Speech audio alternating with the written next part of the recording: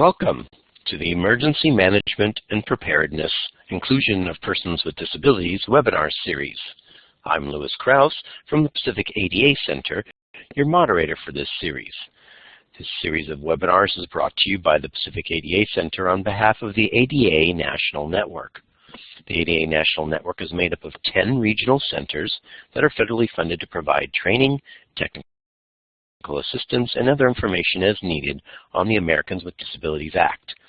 You can reach your regional ADA center by dialing 1-800-949-4232. As always in our sessions, only the speakers will have audio. The audio for today's webinar is being broadcast through your computer. Make sure your speakers are turned on or your headphones are plugged in. You can adjust the sound by sliding the soundbar left or right in the audio and video panel.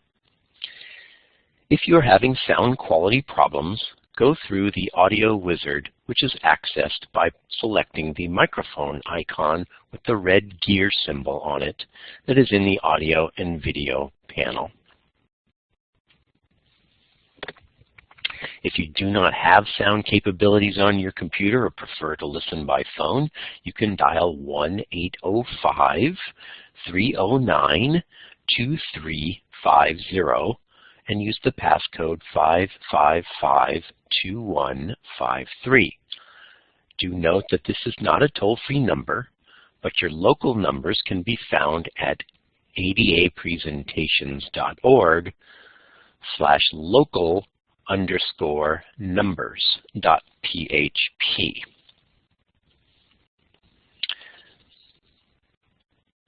Real-time captioning is provided for this webinar. The caption screen can be accessed by choosing the CC icon in the audio and video panel, signified there on the screen.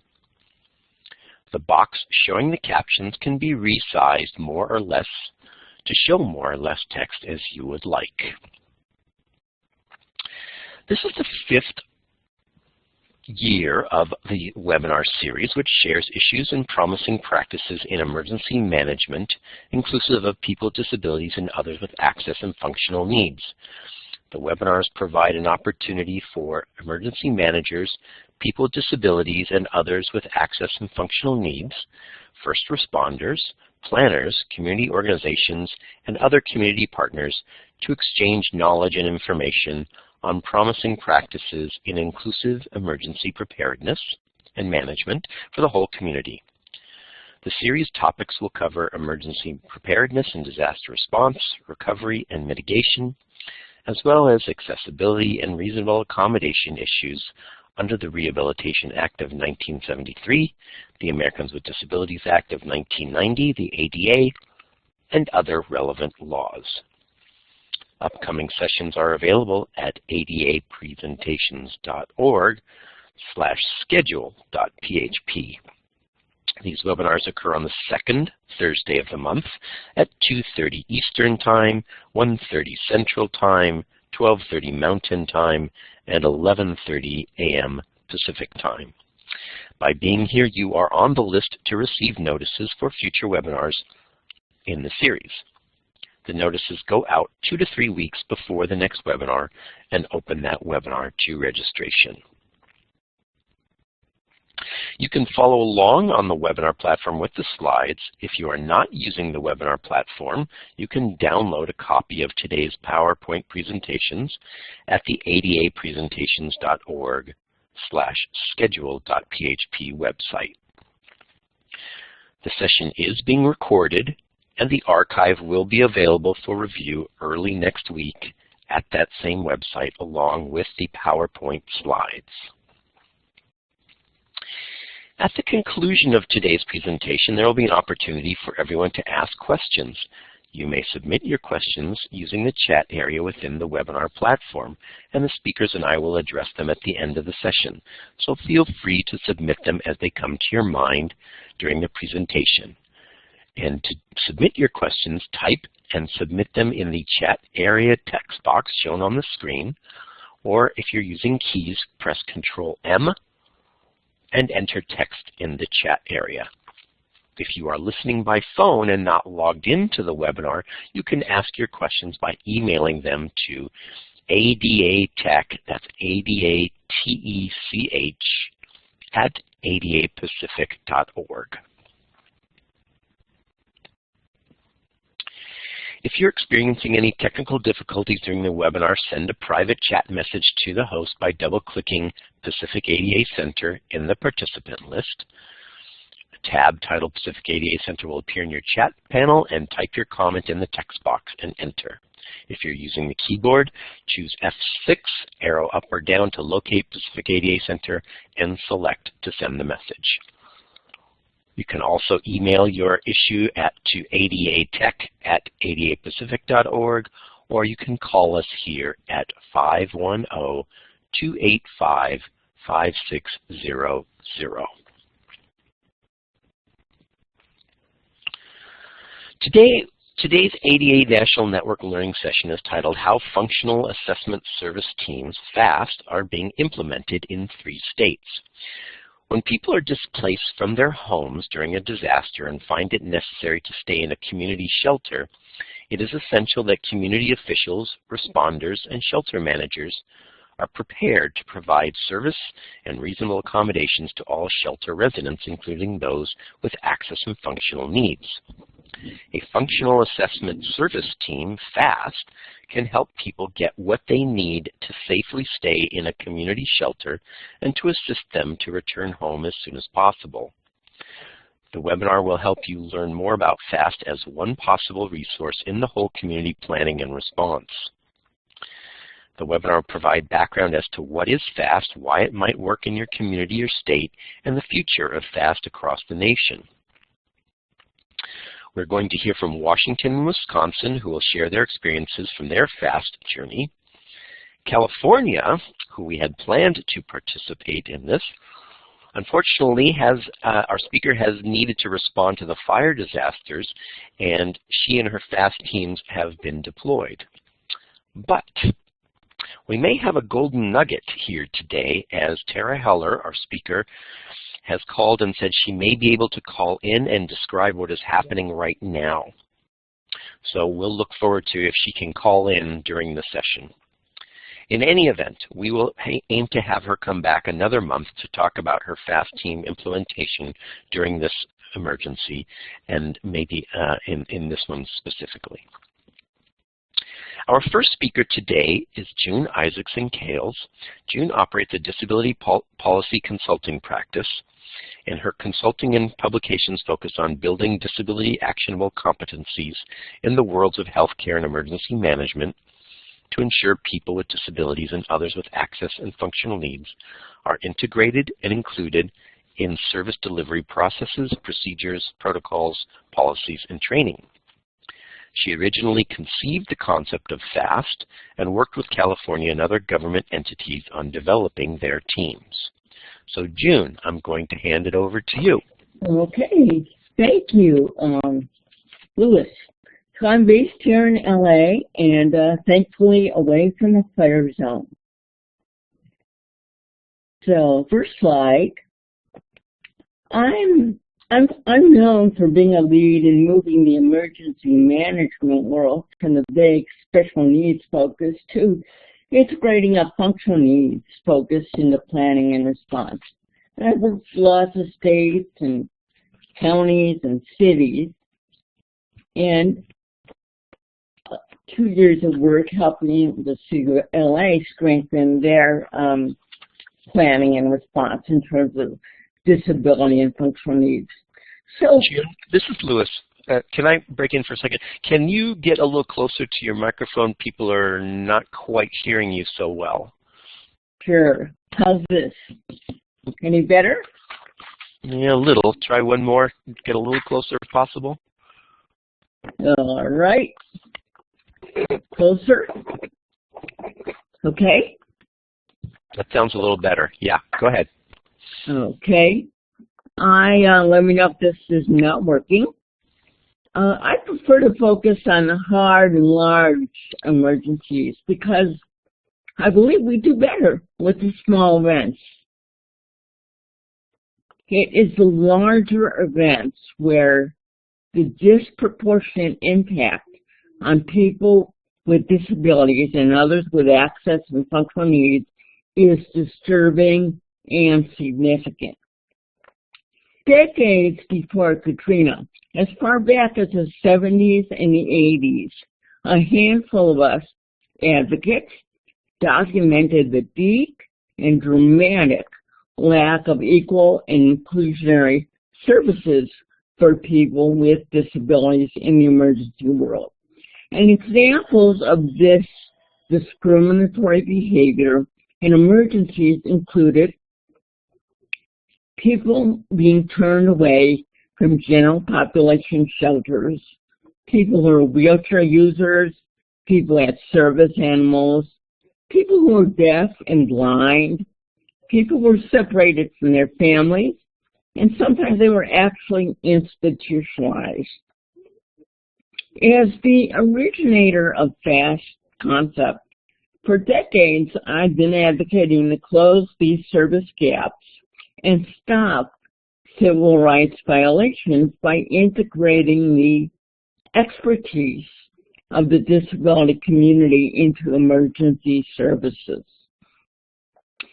In 2007, I had the opportunity under a contract with California Department of Social Services to work with a team to further develop the FAST concept, plans, and a training course that was eventually approved by FEMA. Next slide. My vision, which typically changes and veers course a bit in translation, was that we could do better and work smarter together through building partnerships with CBOs, that's community-based organizations, cities, counties, states, and the American Red Cross. CBOs were often turned away from helping because of lack of proper credentials. It's a given that emergencies degrade and or break critical personal support systems, including equipment, supplies, and customized environments that typically work for people, but are disrupted and contribute to severe, disproportionate impacts during emergencies for those with disabilities. Next slide. The intent of FAST was really to blend competencies, skill sets of government with those of community disability services, and to provide assistance with often complex and urgent disability needs. These competencies were to translate into nimble, flexible, and scalable response, not constrained by rules that demand staying in some artificial lanes of focus. Advocacy that translated into holding all accountable for civil rights violations, and response teams inclusive of disability-focused CBOs, but not just those that are for and about, but most importantly, those who are of and by and with people with disabilities, including a cross-disability array of organizations: blind, deaf, hard of hearing, mental health conditions, learning, intellectual, and developmental disabilities, as well as chemical sensitivities. So why? Why was this perspective so important?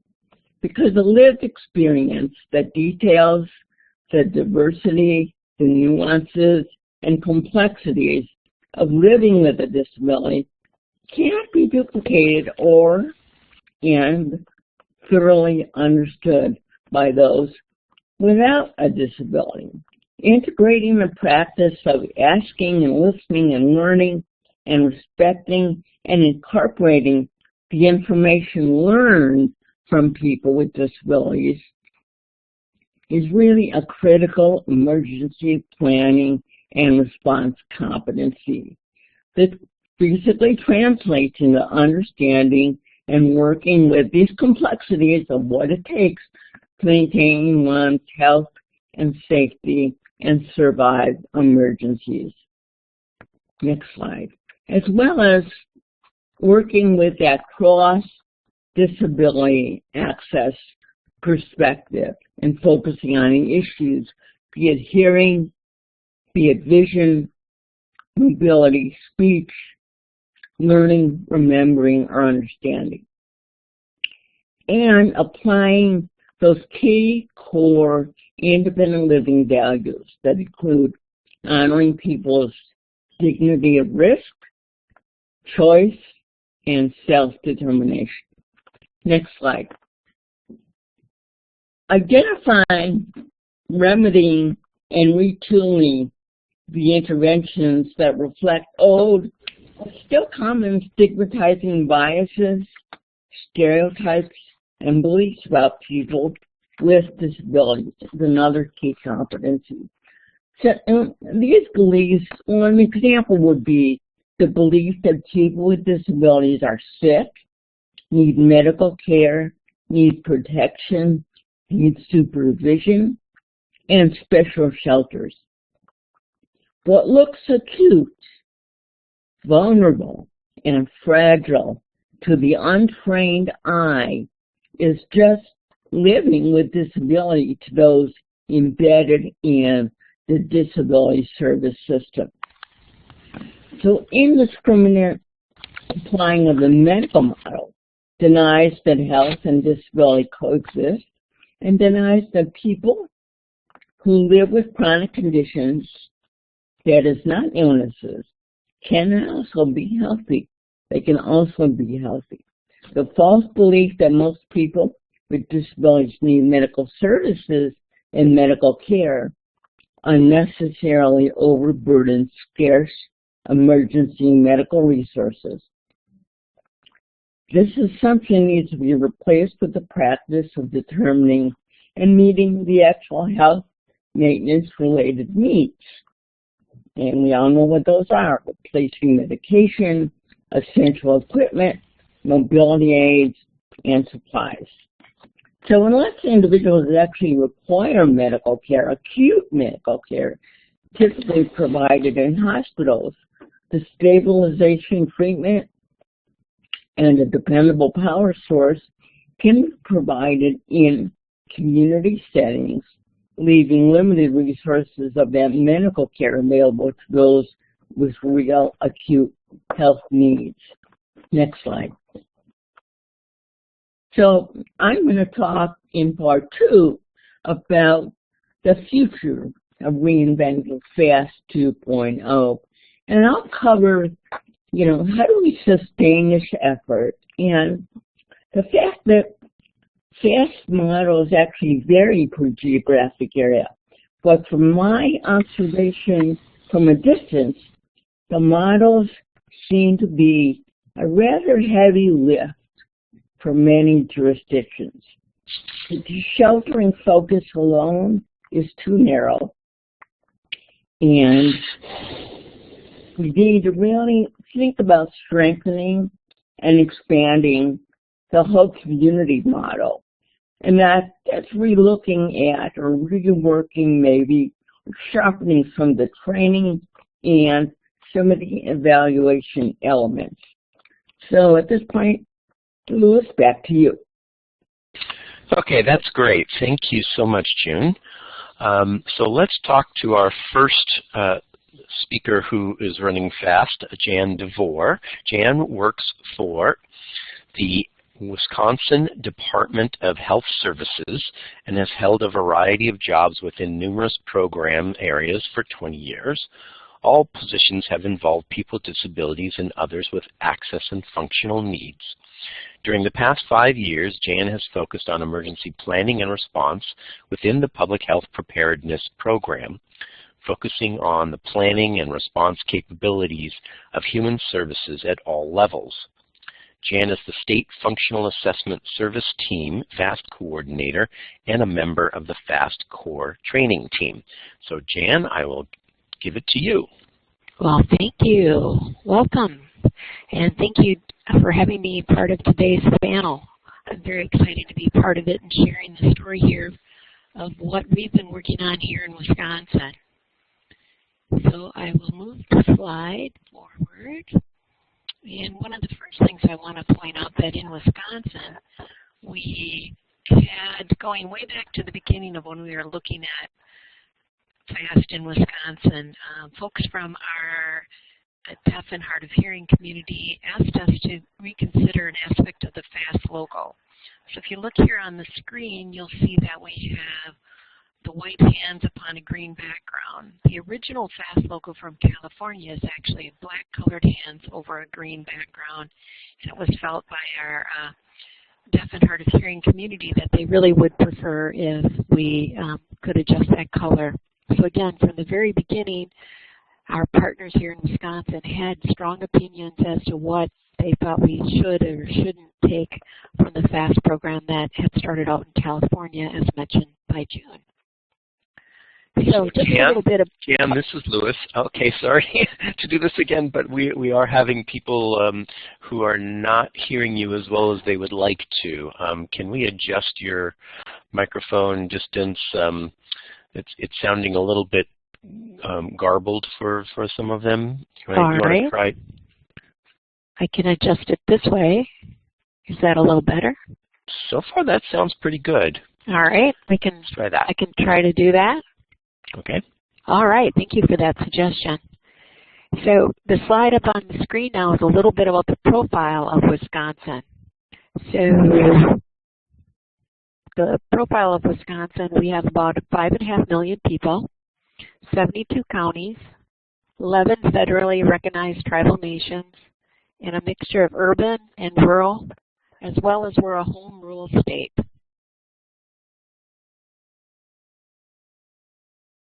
The home rule state is one of the reasons why when we were looking at preparedness 5 years ago that we looked at California, which is also considered a home rule state. Some of the nuances and some of the variances for Wisconsin versus California we'll leave to other folks to debate and discuss. But one of the key concepts here in Wisconsin is the safety and well-being of every resident is the responsibility of the senior elected official at the lowest level of government impacted by a disaster. So that means that that city and that mayor, that county and that county executive, they're the folks that are ultimately responsible for the safety of their citizens. They're expected to manage the incident using their own resources or partners. And most importantly to this type of discussion, they're supposed to coordinate the evacuation and the shelter of people with access and functional needs. And key, also determine the need to declare some type of local state of emergency. And really it's through the county emergency management that you bring in us at the state level, and we in turn bring in when the federal resources are necessary. So in Wisconsin, the Wisconsin Department of Health Services is leading this statewide initiative. And our hope and our success in many ways has been in recruiting and training state, regional, and local FAST teams. And following national and then local disasters, it was clear to us that we had not been doing all that we could to ensure that our preparation, planning, and response really did support people with disabilities and others with access and functional needs, and that we had improvement that needed to occur. So going back to 2012, I remember well, I'd just been hired here by the Office of Preparedness and Emergency Healthcare, and I was looking for kind of a way to bring my skills and background to fit within emergency planning and response. And there was this call that went over the cubicle from one of the local county health departments who said, oh, I've been up on the website and I'm looking at something called FAST in California. And we're thinking we'd like to go out to the training out there. And it kind of went to a few different cubicles and ended up at mine, and it was as if, you know, that old cartoon when the light bulb goes off in your head. Well, the light bulb went off in my head, and I was so pleased because I thought, that's what I've been waiting for. That's what I think we need here in Wisconsin, is a way to bring in our human service partners and their skill set, and California seems to be doing it.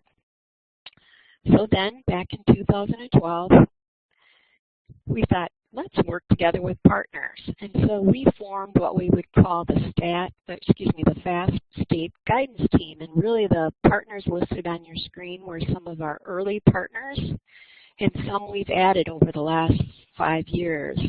So back in 2012, American Red Cross, some of our counties, our larger metropolitan counties of Milwaukee and Waukesha, already had existing FAST teams.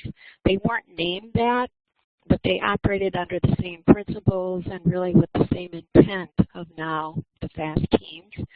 The Western Wisconsin Public Health Readiness Consortia was really where that call came to, that said, oh, local health departments are really interested in FAST, and so they were one of our strong partners and were also one of our core training team members from the very beginning. One of our more recent developments is the Wisconsin Association of the Deaf. They've been one of our strongest advocates from the beginning, but also one of our strongest partners in terms of training. Wisconsin Emergency Management is a key partner. Without them, we would not be able to have gotten as far as we've gotten in the training and the planning for and the responding to. Another key partner, Wisconsin Voluntary Organizations Active in Disaster. So what is FAST in Wisconsin? So in many ways, it's very, very similar to June's definition. So we have a trained team, and we have teams now formed at the state level, at a local level, and at a regional level. And these teams are trained to respond and part of the teams could be members of governmental organizations, but also volunteer personnel. And we feel here that we have a strong mix between volunteer personnel and governmental organizations. And they're trained to deploy to community shelters. And here in Wisconsin, we expanded to community shelters or reception centers. Even back in 2012, Wisconsin did not have a strong history of standing up shelters. So we thought, where else could this team be effective? And we thought to expand to reception centers. But the key similarities are that this team does identify and then request resources needed by the people to maintain their independence wherever they are when they're displaced from their home. So why would Wisconsin be interested in that? Hey, Jan, this is Lewis again. Hold on one second. Let me interrupt you one more time. So people are still having a little bit of trouble. They're saying that maybe the microphone is too close to your lips and you might be running into it. So if you can adjust that, and then for people in the audience, if you are having difficulty hearing our speakers, I do want to give you a way that will help you. You can open the CC window, the closed captioning, and follow along with the captioner as she writes down what's being said, and that may help you as well. So Jan, do you want to give me another test here with the microphone? I backed away from the mic. I think that might be better. Okay, let's try it. Thanks. All right. No, I am sorry that I clearly am not a gifted speaker here with a microphone stuck in my face. So anyway, why would Wisconsin be interested in looking at FAST? And it's the same reasons that California was interested in pursuing this, and other states have been interested in pursuing FAST, is really we're looking at the whole community and helping the whole community rebound or prove its resilience following that bad event. We also have a strong need to reduce impact on medical support services. We also here want to allow people and support people to stay with their family and friends in the same shelter. So some of the experience and the knowledge that we're looking for members of the team have to do with cognitive and developmental disabilities, behavioral health, vision loss and impairment. We are looking for skill sets both with children and adults. We're also looking for understanding and knowledge regarding people with physical disabilities. Specifically, we added cultural health conditions, and one of the things here in Wisconsin that we added was the fact that we also would like our team members to understand the languages and the cultures of their communities, and in addition, as we've talked about before, know where to get the resources to best meet the needs of people following that bad event, that disaster. So we do support the FAST premise that we do want the people that are members of the team, be it at a local, state, or regional level, that they do have knowledge and they can demonstrate knowledge of people with access and functional needs. We also want them to communicate effectively, and we also want them to be able to interact with a variety of staff, volunteers, or members of the community. 2 years of direct work experience is good, and then sometimes we are flexible with that.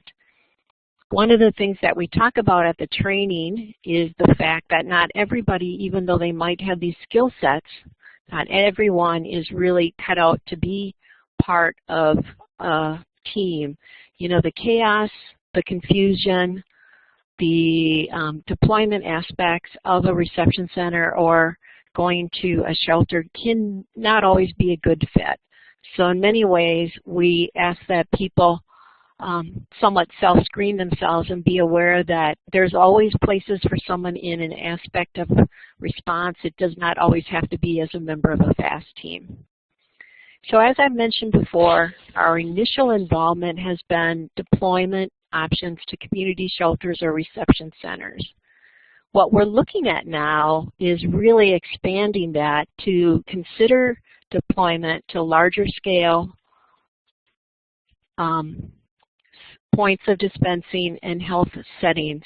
We also want to ask that some of our local teams also have been directed by the local official that then when they're deployed, they actually help assess and figure out if other county resources could be requested.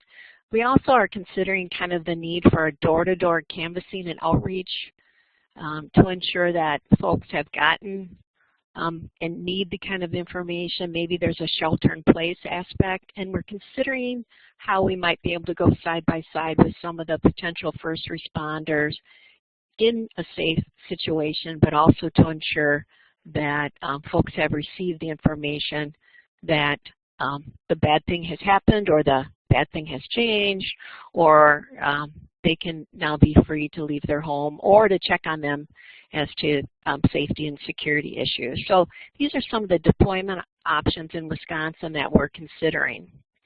So some of the challenges that we have is from the very beginning, and one of the reasons why we in Wisconsin were interested in looking at FAST is we really wanted to involve human services in emergency planning and response. We'd already had a good involvement with public health. We have a strong healthcare hospital preparedness program, but really one of the key partners is the human services. And sometimes human services doesn't always know where they fit in.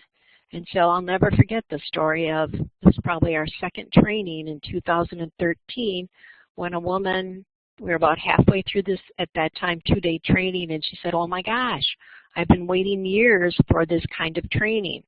You know, I'm the person who never knew what I could offer in a bad situation or an emergency. I'm also the person that people come up to in line if somehow they're not feeling well, or if somehow there's a concern or something. I seem to be someone that people seek out somewhat naturally, but I didn't know where I could fit in. And she said, I fit in on a FAST team.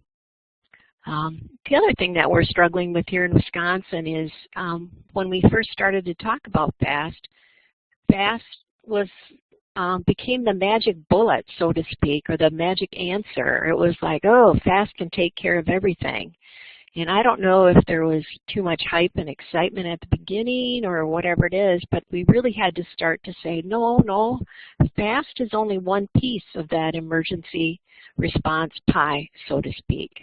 We've also struggled to keep the training and the member engagement relevant. So we've been doing this since 2013, and we know now in 2017 that we've lost people, that we haven't been able to keep them engaged, and that's part of what we're working on now moving forward. We haven't had the best ability to inject more appropriate scenarios. We've also struggled with some of the local jurisdictions on deploying FAST on weekends and overnight. So again, local decisions that we'll talk about sometimes mean that they don't want their local employees to do that work weekends and overnight. We need to engage more partners, we need to have a larger number of local teams, and we need to increase state and regional support. So since 2013, as I said, we've been working with our partners, Wisconsin Emergency Management, Department of Health Services, where I work, the Western Wisconsin Public Health Readiness Consortia, and American Red Cross, along with the Association for the Deaf, and we've been providing FAST training. So we've probably trained about 300 people, and a group of us went to California back in 2012, and we're kind of the core training team that's been moving it forward. But it doesn't seem to have taken hold and it's part of what we're trying to figure out. And why it is concerning, and why I wanted to be on the call and part of this discussion, is that here in Wisconsin, we had, during the floods, we had some major flooding going on in July 2017, and Red Cross opened 10 community shelters, and it really was the most community shelters opened since the floods of 2008, when we opened 30 to 35 shelters. But during that time, really, Red Cross was able to take care of, the people coming in the door. And that means that maybe we're not as accessible, or, who knows all the reasons why that, FAST wasn't called upon to assist during that. But what we do see in Wisconsin is some of these large apartment fires. So regardless of the flooding, back in 2017, we continue to have large apartment fires, and they really do negatively impact people with access and functional needs throughout Wisconsin. And that probably was the most telling event as to why we are here today, kind of laying our, challenges and concerns out there for you to listen to, and for you to hopefully take from them, if interested, and do better than what we've been doing here, because we're not as ready or prepared as we should be or could be. A few months ago, we get a call, a partner's looking for resources following a large apartment fire, and we're able to assist them from the state level. So this is a state partner looking to us by reaching back out to the county, but that county really struggled to put together a team of human services skill sets. They were able to do that, but it was at a challenge to them. And I really think that, having more of the word and more of the training, we could have assisted them more to organize themselves ahead of time, or if not, help them respond during. So what we're working on here in Wisconsin is quarterly FAST conference call, and we also have created a FAST refresher training. So we're going to be going out this next month to retrain, so to speak, or refresh all those that we've trained before, and see if we can kind of get some enthusiasm, get some energy, and get some information out there that FAST is alive here and that we'd like to continue to make it work. So here's a quick snapshot of where some of the local teams are here in Wisconsin. We have our heaviest population in kind of the southern and the southeastern part of Wisconsin, and we're glad that there are local teams there that can assist. And in this home rule state, the local team decisions are made, they make their own decisions. They really do decide who's qualified. They decide where people might go on their deployment. Are they going to respond only within or outside a county? What can teams do or can't do? Who's going to be the team leader? And how that alerting and notification protocol goes. We have regional teams, and we have one state level team. And the regional teams are based on the healthcare coalitions. As I've mentioned, we have a strong healthcare hospital preparedness program. So the state team consists of regional members that are selected by me, the state's FAST coordinator, and they've all completed the training. They have the key skills needed, and then we enroll them, or we have their credentials verified within our ESAR VIP or our Wisconsin Emergency Assistance Volunteer Registry program. But we do have gaps. We need more involvement from other state agencies. On the regional teams, again, they're assigned by me. They've all completed the training and have key skill sets. We've got them verified. We do background checks prior to deployment, and we could deploy a full or partial team. We're looking to have caches or go kits located in each of the regions, and that would include forms and vests and some of the key partner contact information. We're trying to recruit for some of these regional team members to join us and to cover more of them. And we need more of them, and we need more members in some of the teams. So right now, FAST exists here in Wisconsin. We're, as I said, blowing off the dust, trying to figure out what we might have done wrong a few years ago, let people know we exist, and get our folks engaged and trained up, and let our partners know that we're available for deployment. As I mentioned, we've got some gaps. We've got some steps. We're trying to fix things here in Wisconsin. We're going to be, and this may be one of my suggestions for the group, is to reconsider your state guidance team if you have one in place. We kind of let ours dismantle, and maybe that wasn't the right thing to do. Maybe we should have kept them going, and maybe we could have a group of people that could help us relook at our efforts and figure out next steps forward. So again, this is my contact information. Always glad to talk about FAST, and always glad to be part of your discussions and our discussions here within Wisconsin. So back to you. Thanks so much, Jan. And everyone, as you think of your questions, go ahead and write them in the chat window, and we'll get to them at the end of the session.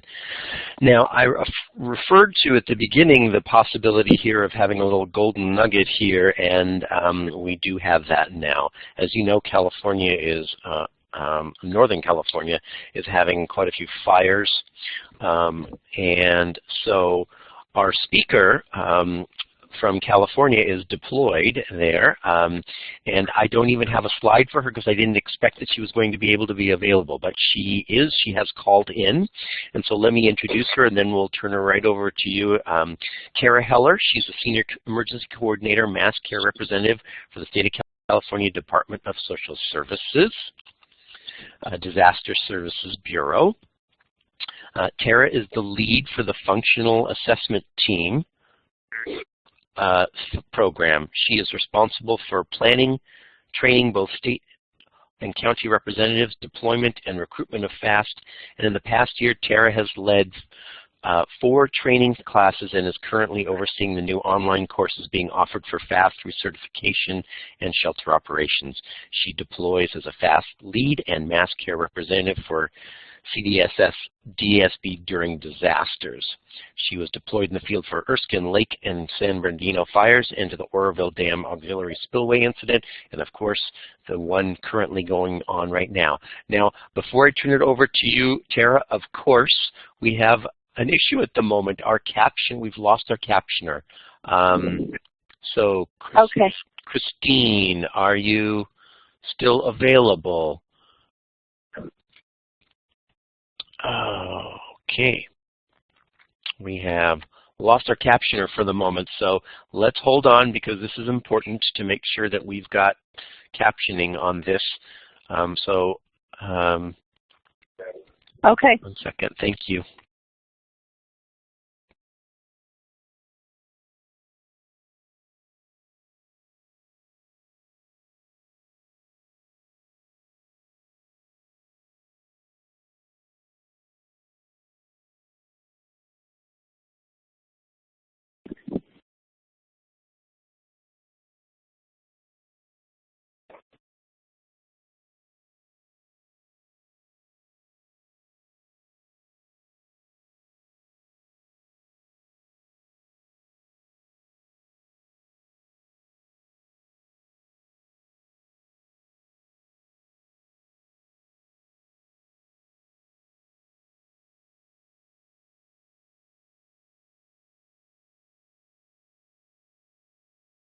Still waiting for our captioner to rejoin us. I'm sorry for the delay. Hang on one second. You all realize this is important.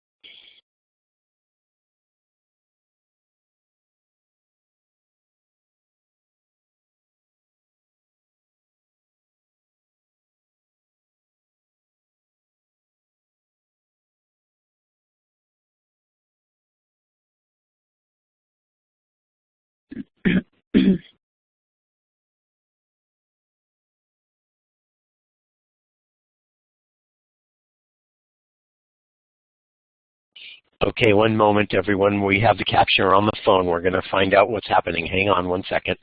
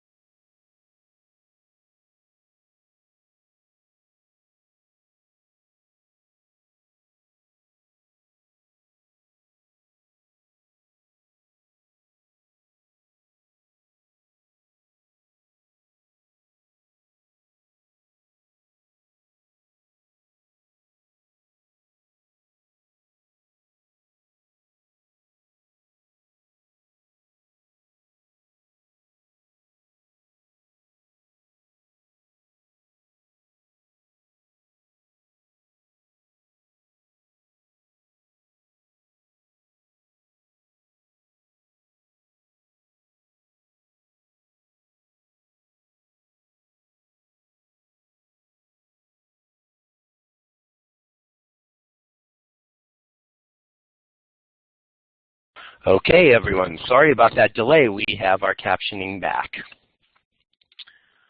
All right, so okay. Let's turn it over to... Can you hear me? Yeah, Tara, go ahead. Okay, good. I just wanted to make sure you guys could hear me. Okay. Well, Louis gave you guys a little intro on me, and the one thing I can say is our FACT is getting bigger and doing better because California has had a lot of disasters and emergencies, I guess I would say. So the more that we do it and the more that we deploy, I feel the more people see and understand the need. So the one thing that we found important is having leads. We have a leader training, and that was developed out of the lake fires. A point person, somebody who can deal with the shelter manager, and then we also have one through the state.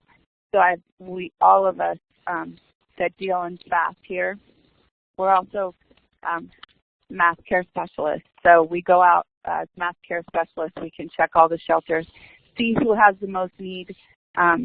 Basically, it is up to the counties. We offer it first at their level. We go out and train the counties. Not all counties have people or have teams. And just as Jan was saying in Wisconsin, we've been doing this for a while now. So sometimes somebody will train years ago, and then when they're called, they don't feel exactly ready. So we did develop a refresher course online, and now we require the state team to do that every 2 years, and we recommend it to the counties. And we also have quarterly conference calls, and we try to have a yearly summit with all of our state and our state team, our county representatives, and if they want to allow some of their teams to come. At the summit, we try to say a thank you for being a FAST member, and then we also have informational training. This year was Danielle Bell she gave a training regarding autism, and she also works with first responders. So it was a very good informational training. Right now, we have about 7 teams out. We have a catastrophic event in Northern California, Napa, Sonoma, Petaluma, Santa Rosa. I'm sure you guys have seen the news. It's a presidential declaration, and this will affect California for years, but we will be busy for a long time with it. FEMA has come in, individual assistance is being approved, so it'll be ongoing. Our FAST teams, the other thing we had that happened is, and it's something to keep in mind, is one of our developmental disability centers was evacuated, and they said they could handle it, but there were definitely things that our FAST members assisted with and also brought to the attention of the state. So now they have a task force working on it to make sure that all of the clients, because it's about, I would say, 130 to 150 clients with severe needs, that they're all being met. So we support people with access and functional needs, and we try to make sure they can stay in the shelters with their families, and we try to make sure people don't fall through the cracks, and that we can get things to assist them staying in the shelter with their family.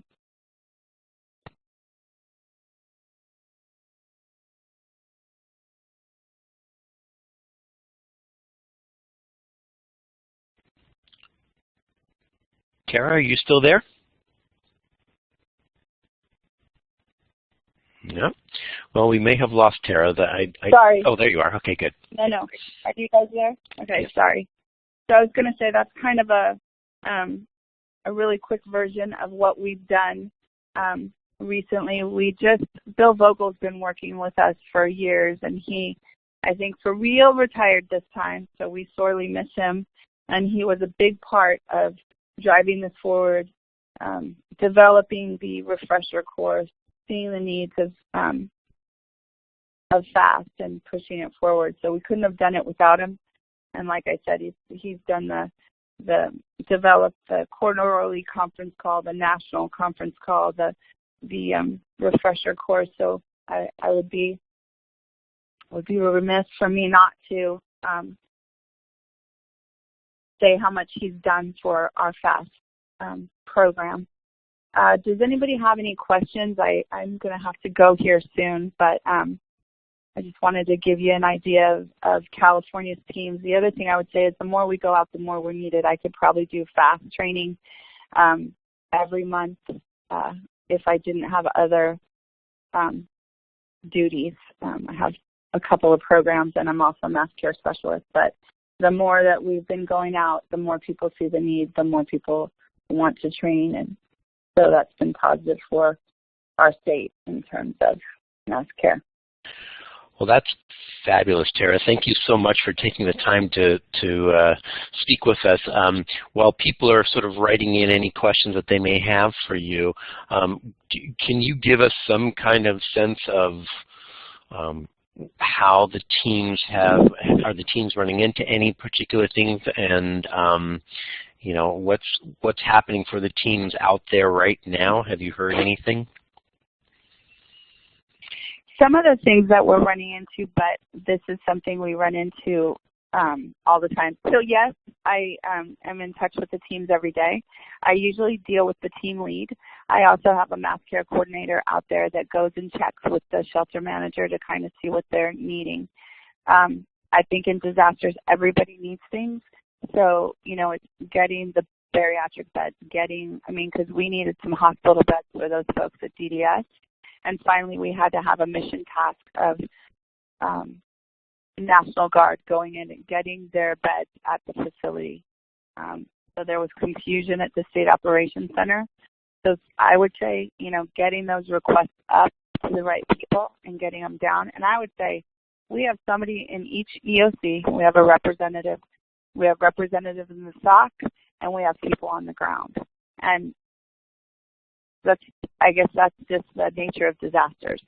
You know, it's chaotic, it's confusing. So trying to get, you know, but we got them. We got bath kits for all the people at the one facility. We got the bariatric beds. We got the hospital beds that they went and got their own beds. Just so long they have beds, I'm happy. I'm not happy when people are stuck in chairs. I'm not happy when people don't have what they need. It upsets me. I think part of us being there, because they had said they had it, but the thing about it is I think the developmental center did have it, but the thing they didn't understand is they weren't going back, right? So they did need back in a box, and they did need to think about transportation, and they did need different things that we helped with them understanding ICS and our system so we could get what they needed. So it's kind of, that was different for us, and that was a major thing we dealt with for 2 days. They didn't even request our team, but we checked in, and then our team was there pretty much all the time. The high school, we have, I think, 20 dementia patients that get a little rowdy at night. And then also we keep having evacuations. So we don't want our teams to come back, even if they're a little slow. So they'll say, oh, Napa needs a team, and then they go out there and there's 700 people within an hour, or a lot of volunteers, you know. So it's just kind of wading through the confusion and also trying to get the things that we're requesting. I think those are the biggest obstacles right now. But I think that's just the nature of the beast, because it's crazy. You know, like, we're evacuating our shelters. So one shelter would be there, and now Sonoma, the whole town's being evacuated. So then what's our next step? So we had to evacuate the DDS clients to a different site. So that was a whole nother adventure. Okay, and so looks like we have one more question. Oh, and for people who don't, Go ahead. For people who don't know, DDS is our Department of Developmental Services. So it was a specialized facility with all AFN clients. Okay, so one last question for you, Tara, and then we'll let you go. Somebody asked, in California where the fires are, there are reports of shelter managers threatening to send people with disabilities to nursing homes. How do you respond to that? We do not send people to nursing homes unless we cannot care for them. And I can't respond to that because I don't know the situation. But FAST members, we don't make that call. If it's a medical thing where we cannot support the medical need, but if it's most things can be handled within the shelter. It's rare. So with all our DDS clients, and that was a lot of clients, and there were severe medical issues, only 3 of them went to the hospital. No, in the end, I think maybe 4, but it was over the period of time. So over the period of time, some of them did need to go to the hospital, and that was determined by the facility. And then 3 of them, their family members picked them up to care for them during this period of time.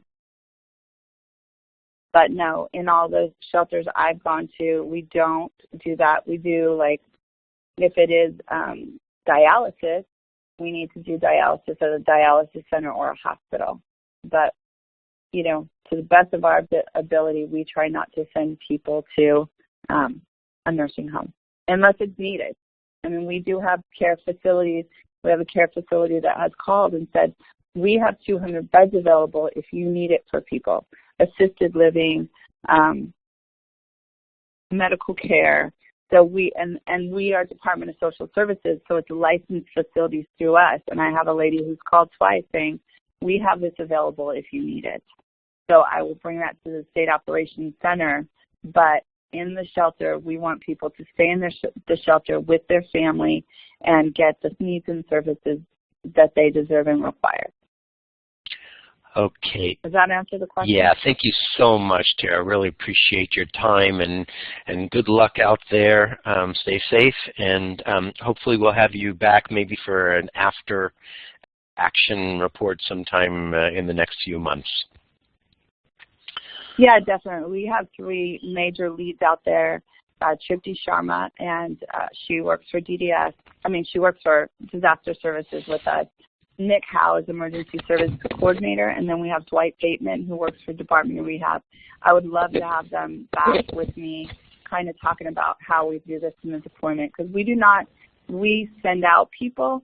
We don't train teams. We call it a team once they deploy, but they're from all around every county and state. We mix it up and we send the people who are most qualified. So I would love for people to hear the discussion, and I know that if you don't have emergencies, it's hard to keep the teams going and keep them engaged. I understand that. We've just in the last year really started picking up speed, sadly, because we've had fires and the Orville spillway and now more fires. So whatever people want, whatever information we have, we'd be happy to share with you. And also we encourage you having your teams because it will only help your community. Great. Thanks again, Tara. All right. Okay. Thanks for your... Okay. Yeah. Bye-bye. Bye. Okay. Moving on now. The incredibly patient Nicole Johnson is our final speaker of the day. Nicole is the Access and Functional Needs Coordinator in the Preparedness Division at Pierce County Department of Emergency Management. This is in Washington State. In this capacity, Nicole coordinates the inclusion of people with disabilities and others with access and functional needs into all phases of emergency management. Nicole has been involved with the FAST program in Pierce County since its inception in 2012. She became the FAST program coordinator in 2015. Nicole, I'll turn it over to you. Hi, thank you, Louis. It's a pleasure to be included with the other women on this webinar. I have to say that I have been a huge fan of June and her work for a number of years, so thank you for including me. I'm here to give the perspective of a FAST team that's run on a county level versus the state and regional levels that we've heard of before. So I'll try to talk very briefly about the concept of FAST, how we came to be in Pierce County, but then I'd like to spend a little bit extra time on kind of our challenges and really where we are trying to expand the concept beyond just our shelters, but into other planning avenues.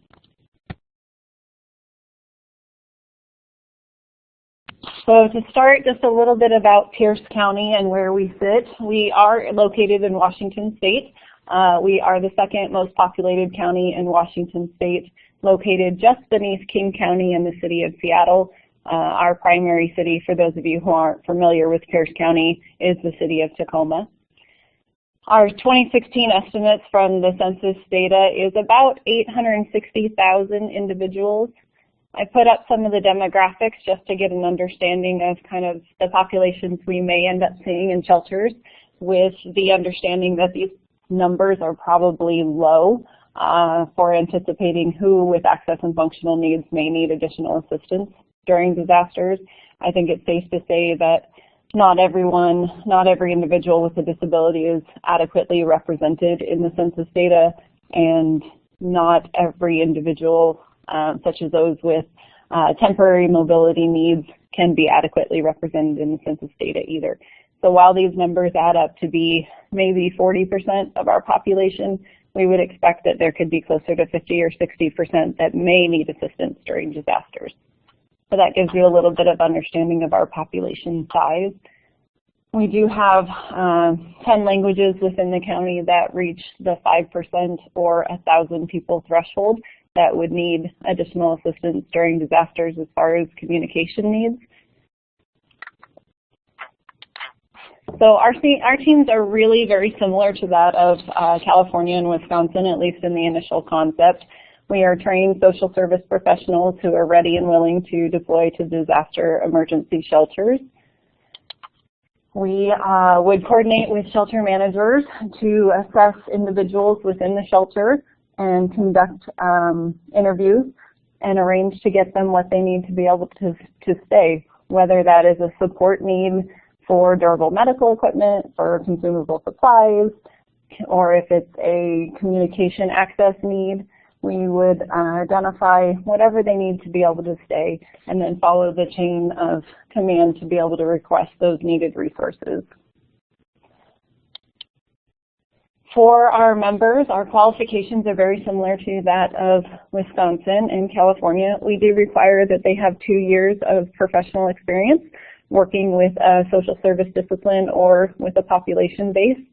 We require that they take ICS 100, 200, and 700 so that they can integrate and talk to our first responders and our shelter leadership. And then we do require that they pass a background check. So those are kind of the initial requirements. Beyond taking the first training, we do also require that they take American Red Cross Shelter Operations training, that they, within 1 year of being a member, take FAST unit leader training. And we require that they participate in monthly meetings for sustainment and also in exercises as offered. Same initial concept. We're going to help assess people with accommodation needs to get them what they need to stay in the shelter, with the understanding that really anyone except for those who have acute medical needs should be able to remain in a general population shelter. There's a quote from the California training that has really stayed with me over a number of years, and that's the idea that planning has to embrace the commitment that everyone is included and served. So the concept is that the resources are out there, it's just the coordination and the planning that are kind of the issues, and that's why we choose this inclusive model of FAST. We were asked to talk about what our mission is and what our goal is. For our team, our mission is that folks in the shelter are able to maintain their health, their safety, and their independence during disasters. And ultimately, we want folks to be able to return to living independently within the community after the disaster and avoid any unnecessary institutionalization. In all the trainings that we do and in every conversation we have regarding FAST, these are the functional areas that we try to make sure that we are including. We like to talk a lot about communication access, whether that is for people with disabilities or if it's for folks with limited English proficiency or even folks with low literacy in their language or in English. Maintaining health, independence, safety, support, and self-determination, and then transportation. When we do trainings and exercises, we try to find scenarios of individuals that would fit within one of these 5 areas so that we can have conversations on how we would support those folks to be able to maintain health and safety in a shelter setting. So how did FAST come to Pierce County? In 2011, our Vulnerable Populations Coordinator at the time, she went to California because she heard of the training. She brought that information back in late 2011, I believe, and wanted to start implementing it here in the state. I think initially it was a concept that wanted to go statewide or regional, but I don't think that the timing was right to be able to do so. I know there was a lot of interest from other participating counties in the state, but I don't think that everything was in alignment to make it happen on a statewide level or a regional level. So we started on a county level to get the ball rolling with the hope and the understanding that we would assist any other counties within the state that wanted to implement the program so that eventually it could become a statewide, similar to the models of California and Wisconsin. So she brought the information back. She created 2 different planning teams, one core team, which would be our advisory team, and the other would be the curriculum team. The policy team kind of looked at how would we get resources, how would we deploy, what are the liability concerns, and then the curriculum team spent time trying to figure out how do we adapt the training from a statewide curriculum to a county curriculum. And that process took about 9 to 12 months. We held our first training in the May of 2012 and have been trying to hold trainings twice a year since that time. We've expanded a little and started doing shelter exercises and fast unit leader training and our monthly meetings, but I'll talk about those in a minute.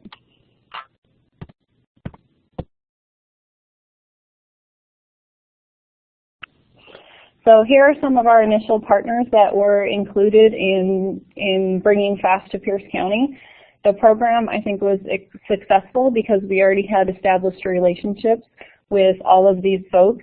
They participated monthly in a group called our Pierce County High-Risk Population Disaster Planning Coalition, and that was a group of all of these individuals that met to try and identify planning needs, operation needs, recovery needs for folks with access and functional needs. So some of the critical partners were obviously the American Red Cross, but also the Hearing, Speech, and Deaf Center, Helping Hand House, the Tacoma Pierce County Health Department, our Center for Independence, our Tacoma Area Coalition for Individuals with Disabilities. All of these folks played a key role in that planning coalition as well as the policy level team for us. Similarly to Wisconsin, these are the experience areas that we draw from. I'm not going to spend too much time on that because I know she already covered it. One of the areas we do expand out to is people experiencing homelessness, and we've been very lucky to have quite a few members on our team who work with the past homeless outreach teams, and they have been extremely engaged.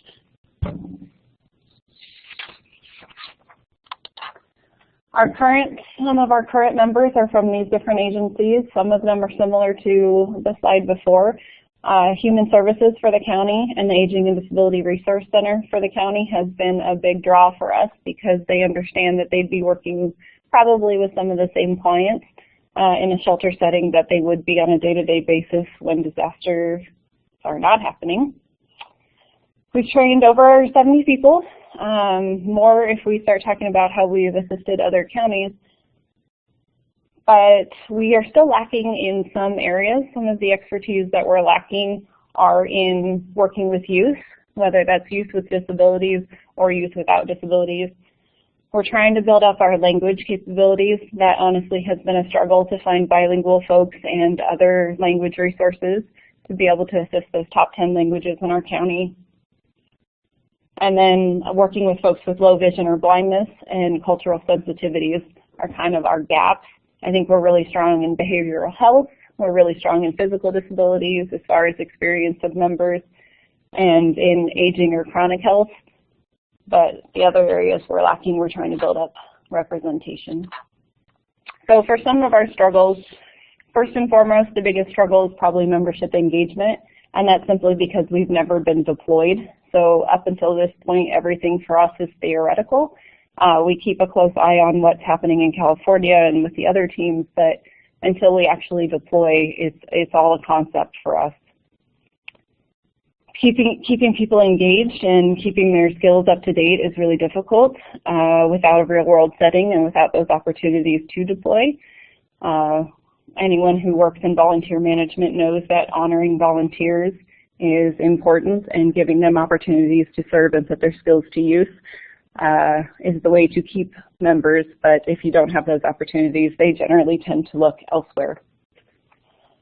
Similarly, we kind of have a lack of training opportunities because we are a county-run team and not a regional team. We don't always benefit from having a cross-training of other groups or being able to be included in other training opportunities like emergency managers and first responders are generally able to benefit from cross-jurisdictional trainings, but because we're one of the only teams in the state, it does make it very difficult to offer opportunities. We've been hosting monthly meetings where we do cross-discipline training since 2013. So that's 4 years of monthly meetings, and we're running out of topics on social service disciplines to keep members engaged. We have some very active members and we have great conversations, but we struggle to keep coming up with new opportunities for learning. We have a really limited opportunity to shelter in this county, which luckily for us, we don't experience disasters often, knock on wood, but that also limits our ability to participate.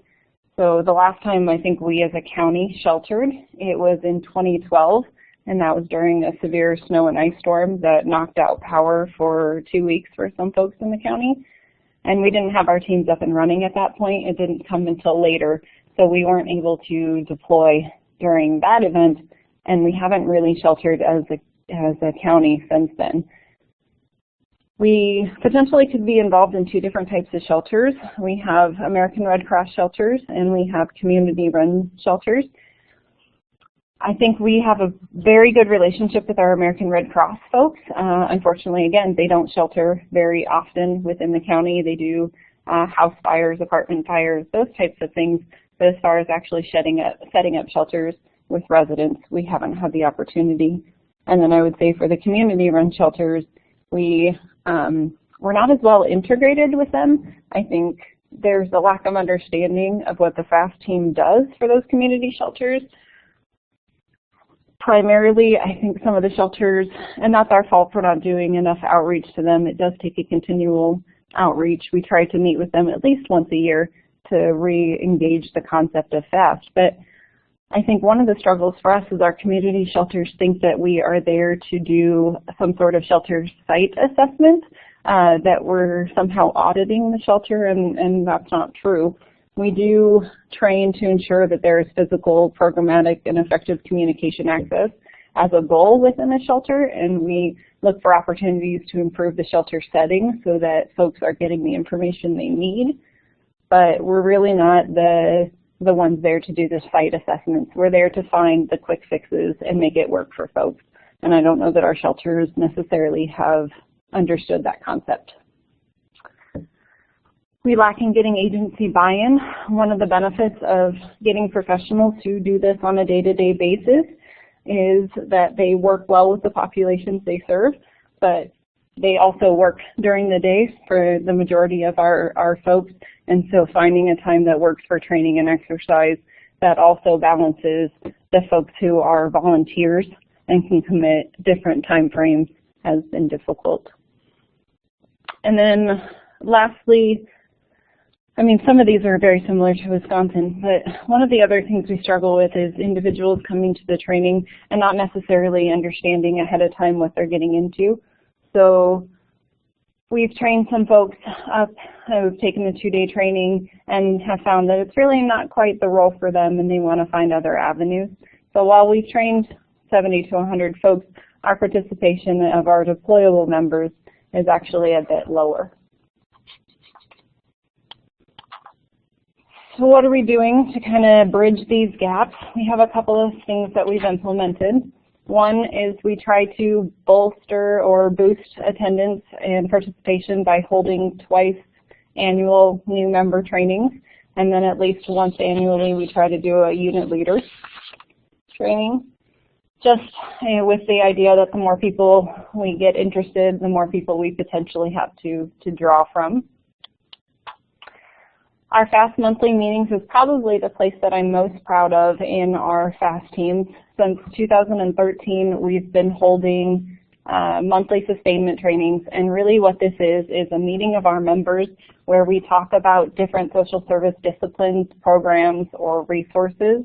This is the opportunity for our members to share their knowledge, but also an opportunity for them to increase their knowledge in some of the areas they may be well less versed. I think one of the benefits of it is the individuals get to really know who their team members are. They get to know who has the strengths in the different subject matter expertise. We get to talk about where we would find resources. And this is where really all of the conversations that we have on physical, programmatic, and communication access really occur. I think the 2-day training is great, but really where we flourish and where we reinforce the learning of why we're doing what we're doing is during these monthly meetings. And then the opportunity to just interact and have more in-depth conversations. I know I'm almost running out of time, so I'm going to go quickly. The other thing that we have tried to move beyond the traditional look at FAST is that we are incorporating our FAST members into our Emergency Operations Center for when we activate during disasters. We have 2 FAST coordinators for the county who work for emergency management, but we generally have other roles we have to fulfill during an activation. And so the concept is that we would bring in our FAST members to serve as Emergency Operations Center liaisons and would be able to use their expertise to help support operations on a broader scale rather than just operations of shelters. So they would come in and work in the EOC on our software, our incident management software, and they really help find the gaps of where we're either not communicating effectively to the public about resources, or they find the gaps in we're struggling to find durable medical equipment to support a shelter operations and the logistical requests of the folks at the shelter. They have the knowledge base to know where to find things, sometimes much faster than our logistics folks in the EOC. They also help do identifying on how we put out inclusive messaging. They can make sure that some of our messages are provided in alternate languages and alternate formats, but then also helping us identify if we're putting information on public transportation out to folks, or if we're setting up shelter sites or community points of distribution that are located near transportation lines that are up and running, so folks who don't drive or need accessible transportation can still get to the programs and resources. So this expands a little bit from the concept of FAST, but still uses their expertise in a different way. They would also help with our disaster survivor advocacy team, which is a team that operates out of our EOC, Emergency Operations Center, to help meet the needs of individuals who have remained at home but still have functional needs because of power outages or because of lack of ability to get to resources. The FAST team can also help with that group. Most recently, we started incorporating FAST concepts into exercises. For a long time, our FAST team exercised and trained separately from kind of the rest of our emergency management and first responder structures. In 2016, we did the first attempt at integrating the two teams. One, we were able to notionalize the idea of implementing our teams and deploying our teams, what that process looked like, so our Emergency Operations Center could go through the call-out process, creating the teams, getting them deployed. But then we also started including information from the FAST teams to be able to support resources that would be coming from shelters. So, Louis, how am I doing on time? Do you need me to, can I keep going, or are you good? I just want to do a check-in. I know we're almost out. Okay, I'm going to keep going. So the ways in which our members participated, one, they participated on the overall exercise planning team for Cascadia Rising, which is a multi-state exercise, but within our Pierce County exercise planning team, our FAST members participated on that to help create the overall scenario and exercise play to ensure that FAST was being a part of it. They developed a really realistic picture of what shelters would need for serving people with access and functional needs, whereas in our other exercises, we typically had shelter requests for cots, for food, for hydration services, but not really for anything outside of those areas. We were really able to start putting in logistics requests for durable medical equipment, for privacy screens for folks with sensory overload, for interpreters, for communication boards for folks with low literacy, for what we would do for transportation for people with dialysis. I think there were 40 or so fake calls coming from shelters that needed resources from either a FAST member or a shelter manager to kind of push access and functional needs into the forefront of emergency operations, and how then the Emergency Operations Center would prioritize those life safety needs compared to other life safety needs. So they served as a liaison in the Emergency Operations Center, and then within this exercise they also worked in that simulation center that was making those phone calls on to the operations center. Almost done, stick with me. The other way that we incorporate our FAST members in kind of to new areas is we've really been drawing their expertise into some of our other planning efforts. We've included them in our Mount Rainier Coordination Plan. It's a working group that's really addressing on a regional level what we would do if Mount Rainier were to start displaying activity. We've created an initial working group and then some sub-working groups that talk about evacuation, sheltering, and communications. And where our FAST members participate there is they can really raise their hand and say, great, you're talking about evacuation, but what about the folks who are going to need additional assistance? What about the folks who can't get to the evacuation centers on their own? What about accessible transportation? And then in the communication side of things, they can talk about our alert and warning system and how that really doesn't reach the entire portion of the population if we're only administering it either in a written format or a voice format, or even through the HAR sirens that are automated for noise but don't include any sort of flashing light for folks who maybe are deaf and hard of hearing. We've started integrating them into our comprehensive emergency management planning review committees, so talking to them about the realistic capabilities of disability agencies and organizations during disasters and how they can be pulled into the process to help support. And then they also helped us identify what kind of resources we should have on hand or we should need during disasters to specifically support those folks with access and functional needs. We were able, through their guidance, to come up with a list of resources, enough to fill 2 trailers on support items. They are support items for anything from durable medical equipment to supplies for infants, to incontinence care, to communication boards, to bariatric wheelchairs and walkers. Through the guidance and through those monthly meetings, we were able to identify a list of resources we wanted, and then we were lucky enough to have some grant funding to purchase them. And then we continue through our monthly meetings to come up with ideas of how we can improve either shelter operations or potentially the other places that we would be deployed. We're looking now at how would it work if we were deployed to points of distribution to check physical site accessibility, what it would look like to work in joint family assistance centers or reunification centers. But those are all still in the works as we try to expand and move beyond. Our next steps, like I said, are to get deployed, because until we do, it's all theoretical, other than in the planning efforts where we can really try to make a difference before the disaster by ensuring that we are properly inclusive of people with disabilities and others. And that is all I have, and I am like 2 minutes to 1 o'clock. So Lewis, I'm going to turn it back over to you.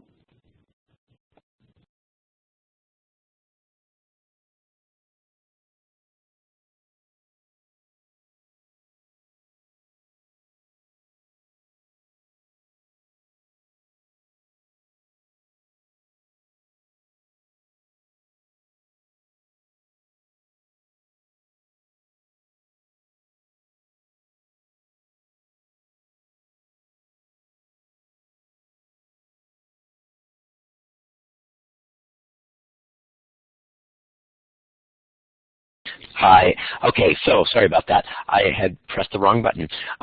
So thank you, Nicole, for all your work and your presentation. We are coming up on 1 o'clock. I do want to let everybody know that we will be, June will be continuing on here with the future issues, and I think those are very important if you want to listen to those. If you cannot wait to hear some of those, you can look for the look at the transcript next week and see what topics she went over. All right, June, go ahead and here you go.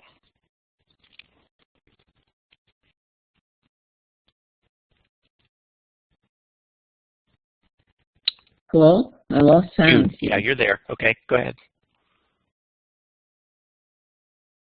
Hello? Hello? Yeah, June, you're fine. Go ahead. Okay. How much time do I have, Lewis? Just go ahead and go. Let's try to do it in 5 minutes or so. All right. Well, I'll give you a high-level version of a 12-minute notes. I think in terms of the future, I think FAST has been look government-centric in a lot of ways, frankly, because it's just been easier to recruit people that are in government, and it's really been easier because the people out here in the nonprofits sometimes have to volunteer their time or don't get reimbursement or insurance or opportunities to collect their salary. So I think it's prudent to, next slide, look at some newer models that have emerged and really gone strong as a result of the response to this Hurricane Harvey, Irma, Maria, and the Cal fires right now. And that is a kind of a hybrid that's been stood up. It's a model kind of stood up by the disability community, both in terms of Portlight and the Partnership for Inclusive Disaster Strategies. And there's really been a convening of a wide variety of players on daily phone calls. And I think it's been an impressive effort in terms of recruiting people and standing them up very quickly. Next slide. To really fill some of the very well-known gaps that we all know. And it's also a model that doesn't necessitate the heavy lifting that Jan and Nicole have so well talked about. So it's a effort that I think we should look at in much greater detail, maybe in a part 2 of this webinar. But it's been impressive in terms of helping people to really stay out of institutions and prevent duplication of services, but really get people the kind of assistance that sometimes government has been sluggish to be able to respond to. So I think we have a new emerging model here, and it's really something that I think we will continue to build. It's kind of the whole community effort on steroids, and it also involves some, rather than training before, kind of just-in-time training during the stand-up of all of these different community organizations on the national and state and city and county level. So it's been an impressive operation. Next slide. So there's been a lot of focus on ensuring that people's civil rights were met. And next slide. And really applying the kind of in-depth knowledge that we've already spoken about.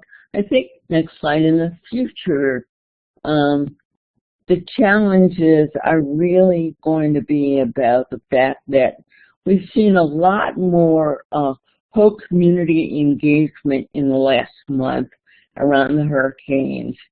And what's made the engagement work is that all of these organizations find themselves surrounded and immersed in a new normal, which is the world of disaster response and recovery, that they're bombarded with new immediate life-saving needs of people that they regularly support. So I think the future efforts will be around these organizations memorializing what they've used and what they've learned and what they've applied and package it so they can, again, quickly unpack it when it is needed, and they create kind of a on-the-fly response that they can use. Because we all know that in blue sky times, the challenge is that many of those organizations don't view engaging in emergency planning as a priority. And even for those involved today, after the emergency, and as time passes and the immediacy and the headlines and the memories start to fade, this commitment to ongoing engagement also diminishes. And as was said, long dry spells in which emergencies don't happen do contribute to a waning of interest as other priorities compete for the precious time and overshadow the ongoing effort. So just 2 points, 2 other points I think needing attention. One is how we evaluate our efforts. I think we spent a lot of time counting the people we've trained and how they rate the training, but maybe not enough time on our performance, our impact, and our outcomes.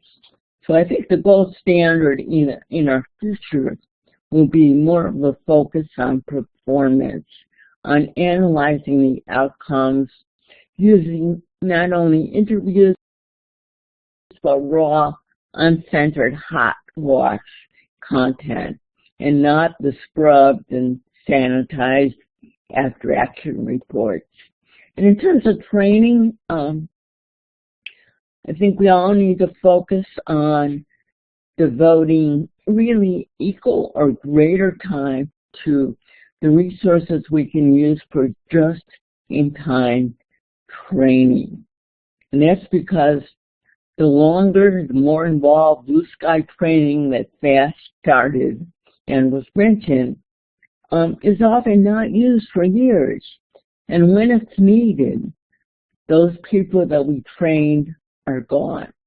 So the focus needs to be on just-in-time, practical, usable, tactical steps, preferably in the form of checklists and bulleted lists.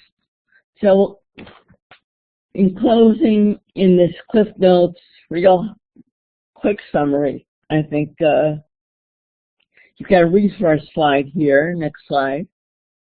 And that is, if you just search for Sales Most Requested, there's a number of resources on there that talk more about the training and more about how we evaluate what we do. And then more information about the 2 organizations that have recently stood up the convening and activation of new and existing networks of responders from the community for the Texas, Florida, Puerto Rico, Virgin Islands, and now the California response. A lot more information about them. So that's your high-level 5 minutes, Louis, and my contact information is, I think, on the next slide. So great. Thank you so much, June. All right. Thank you all. We realize that many of you have questions for our speakers and apologize that you didn't get a chance to ask your questions, but I do want to be respectful of your time. You can ask questions in general of your regional ADA center at 1-800-949-4232. Also, you're going to receive an email with a link to an online session evaluation. Please complete that evaluation for today's program. We really value your input and want to show our impact to our funders. I want to thank June and Jan and Nicole today for sharing their time, and Tara for sharing their time and knowledge with us. A reminder, today's session was recorded, and it will be available for viewing next week at adapresentations.org/archive.php. And we look forward to speaking with you next month on November 9th for a talk entitled Innovative Ideas for Ensuring Your Emergency Operations Plans are Inclusive for the Whole Community, from the now retired Emergency Service Manager from Richmond Fire Department Office of Emergency Services, Kathy Girk. Thank you for attending today's session, everyone, and have a good rest of your day. Bye-bye.